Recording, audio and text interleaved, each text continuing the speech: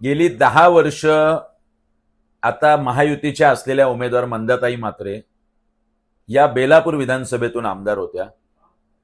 तर मागील 10 वर्ष आता बेलापूर विधानसभेतून उमेदवार असलेले महाविकास आघाडीचे संदीप नाईक ऐरोली विधानसभेत आमदार होते।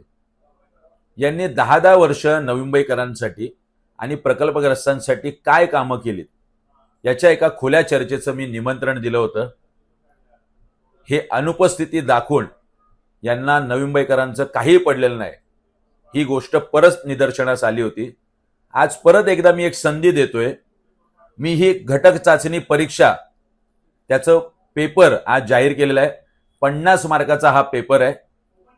5 प्रश्न संदर्भासहित स्पष्टीकरण द्या, 5 प्रश्न योग्य ती कारणं द्या आणि 5 प्रश्न होय किंवा नाही मध्ये द्या। 10 प्रश्न असे 20 प्रश्नांची 50 मार्काची परीक्षा आहे।